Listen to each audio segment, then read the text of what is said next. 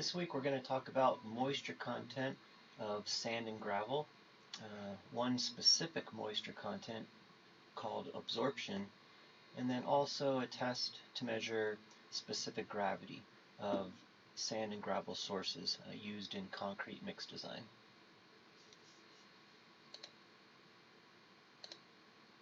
So remember from last week and also the soils class, moisture content is simply the mass of water divided by the mass of a dry soil particle within a given soil sample.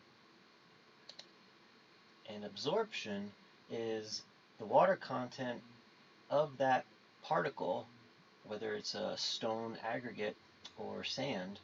It's the water content of that particle when it is in a saturated surface dry moisture condition. And we'll look at what that specifically means here in a second.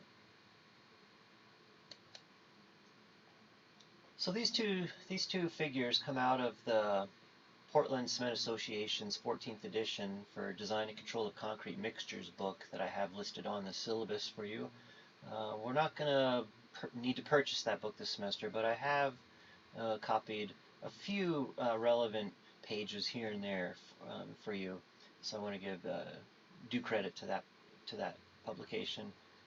And this top figure, figure 512, shows the gradient across various moisture conditions of an aggregate piece. We have four that we're going to apply names to: oven dry, air dry, saturated surface dry, and then a wet aggregate. So oven dry is just as its name implies. It's zero moisture. Air dry has a little bit of residual moisture from maybe being exposed to the elements, possibly water vapor. There's humidity in the air, and when it's exposed to the air without being dried in an oven, it does have that kind of inherent humidity within its particles. Saturated surface dry we'll look at here in a little more detail in a second. And then damp or wet is, as it implies, completely saturated with water and surrounded with water adhering to it on the edges. And it might make a little more sense to talk about these if we think about what an aggregate is. A piece of rock. It's not a solid piece of rock. And we looked at this with soils. If you go out and dig a scoop of soil out of the ground, within that sample you've just collected, you have mineral particles, you have water, you have a lot of airspace, and then there's other either contaminants or organics or any kind of other components that make up a soil sample. The same is true with an aggregate, a piece of rock. That rock has a lot of voids and cracks that allow kind of they develop pore spaces, and it's not one solid piece of mineral. Those pore spaces are analogous to the void space that we looked at in a soil sample. So that void space has a potential to be occupied either by air or by water or by some sort of proportion of both. So if we look at an air dry piece of aggregate, those pore spaces have a little bit of moisture contained in them, either due to residual humidity, a little bit of leftover moisture from being exposed to rain, and then the sun has baked off the outside and some of that internal moisture. And then that next condition, the special condition, is the saturated surface dry condition, where all of the internal pores have been filled up with water. And remember, the definition of saturated with respect to soils was that the ratio of void space to volume of water was 100%. All potential void space that could be occupied by water is occupied by water, and we call that saturated. But yet the surface is dry. There is no surface binding to the outside of that particle, so it looks dry by its outside appearance. And then wet. all of the internal pore space is saturated, and there is water sticking to the outside of that piece of rock.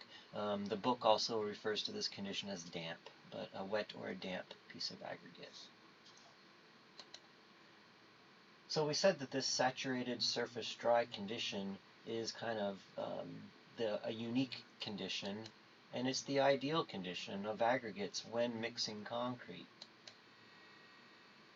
When an aggregate or sand is saturated surface dry, the particle will not want to absorb or steal any water away from the cement when we're mixing up a concrete sample. Remember, concrete is made up of 4 primary ingredients: cement, powder, water, coarse aggregates, and fine aggregates. That cement can only execute the hydration process and cure and become a finished hardened product if it has an adequate amount of water. And we're going to calculate how much water needs to be added to a concrete recipe. If you have a dry particle, if you're using an oven dry particle and you've proportioned out the amount of water needed by the cement in a concrete, some of that water is going to get stolen and go into these pores. And when less water is available for your cement, it will jeopardize the ability for that concrete to hydrate. Similarly, if you have a damp or a wet piece of aggregate and you have excess water on the outside of this stone, these aggregate pieces are going to be contributing excess water that you don't want into your concrete mix design. And that excess water is going to jeopardize the water to cement ratio, which is a design variable in our concrete. We'll talk about that here in a couple weeks. And ultimately, when that ratio increases, when water starts to increase whereas cement stays the same, that's ultimately going to weaken the concrete and jeopardize the final product as well. So if you know an aggregate's absorption value, you can adjust the water if you're using a dry or a wet aggregate sample. And that's generally the condition that your aggregates come in. It's very rare that an aggregate is ever in this ideal saturated surface dry condition.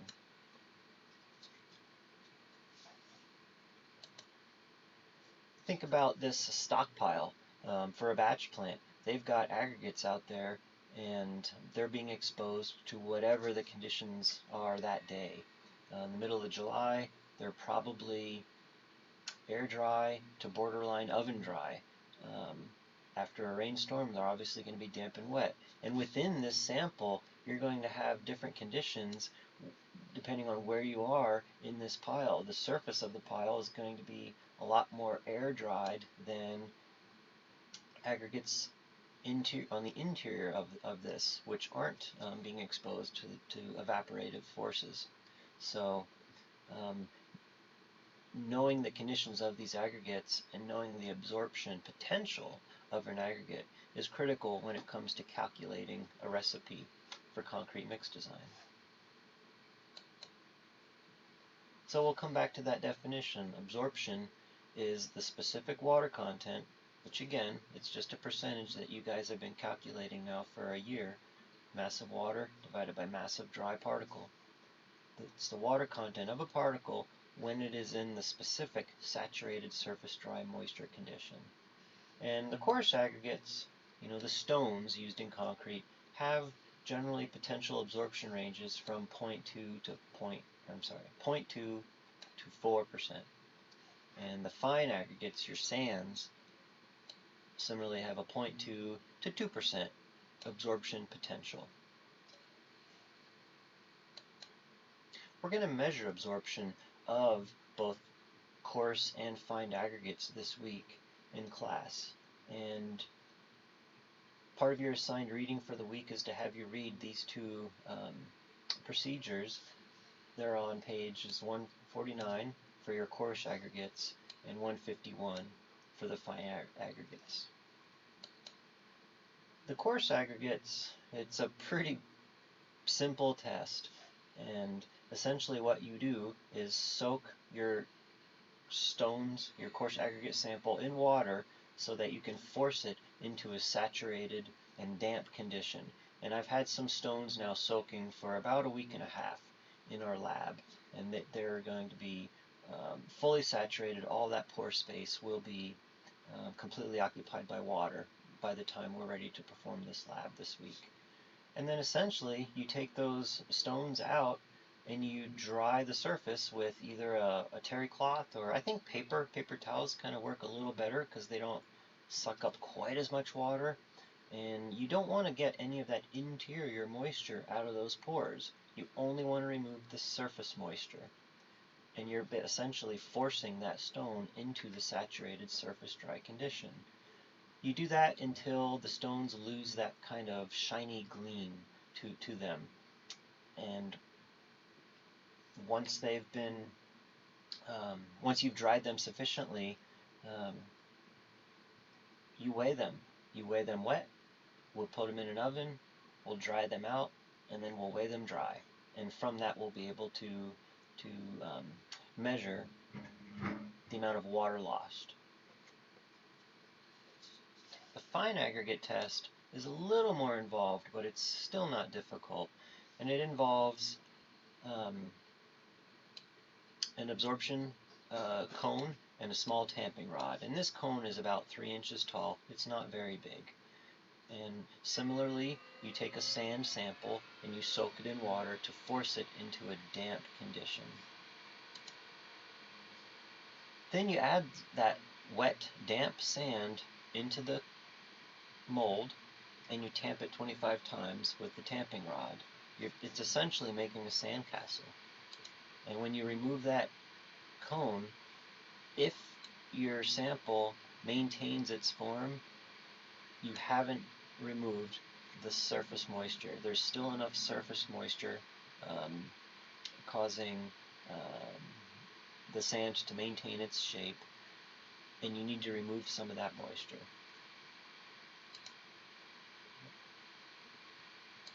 So you apply a hairdryer to it. You want to dry that out over a consistent, low, warm, moving air, and repeat the process. You're going to refill your mold with sand, you're going to tamp it 25 times, and then remove the cone. And if the sample is still maintaining its form, right, your sandcastle is still holding its shape, you dry it out again. You want to keep drying it slowly, just to the point where that cone does not maintain its form when that when the dome is removed. And at that point, at that very moment that the particles won't stick together, you've achieved a saturated surface dry condition.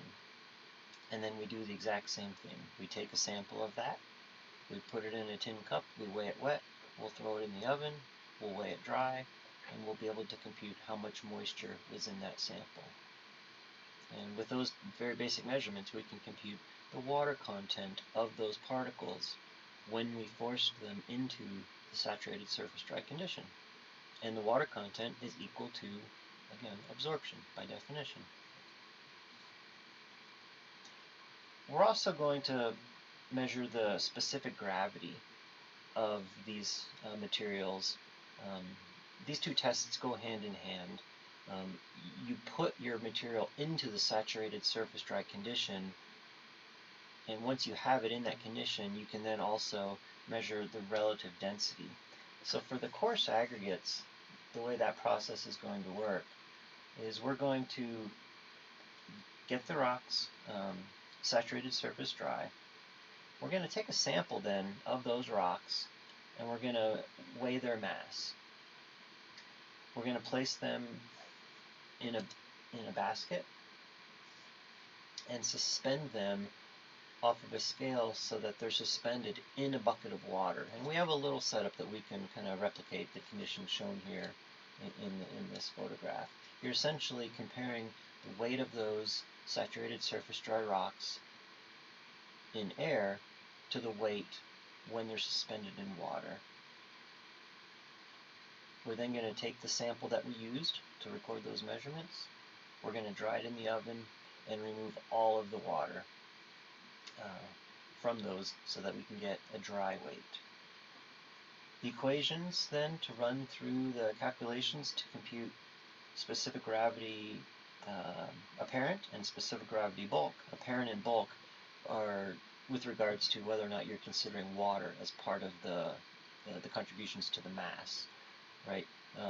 When you put a piece of stone on a scale, that mass you're recording accounts for the mineral component, but also the moisture component, if there is moisture on that stone.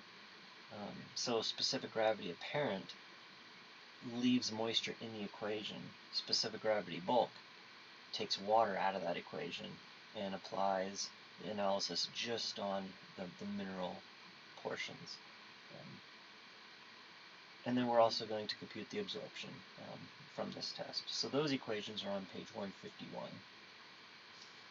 The fine aggregate specific gravity is also measured on the sand once we've achieved the saturated surface dry condition. We're going to take about 500 grams of that sand and we're going to put it into a pincometer, or I struggle with that word, so I just say beaker. We're going to put it into a glass container of some sort. We're going to add enough water to cover that sand, and then we're going to agitate it so that we can remove any of the air that might be trapped between the particles once we've added it into that glass beaker. Remember, air will give you a false low mass reading when you try to weigh something on a scale. So whenever you're measuring density, relative density, mass, you want to make sure air is removed from that equation. After you've sufficiently removed your air, you're going to raise the water level up to the calibrated etch line. Generally that's at half a liter or 500 milliliters on these pincometers. And you're going to weigh this. You're going to compare the weight that you've just measured, which is water plus sample, to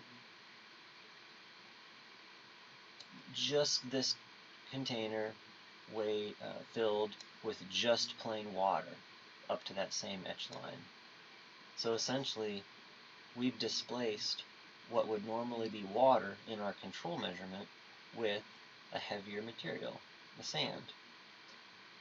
In theory, this sample should weigh more than a pincometer of just water. And the difference between those two measurements is used to compute the specific gravity of the material causing the displacement of that water. We then take that sample, get it out of our jar. Usually you have to wash it out so you get all of your particles. We're going to weigh it wet, we're going to put it in the oven, we're going to weigh it dry, and we're going to be able to measure the amount of water lost as well. The equations then to run through your apparent specific gravity, bulk specific gravity, saturated surface dry specific gravity, and also absorption are on page 152 in the textbook.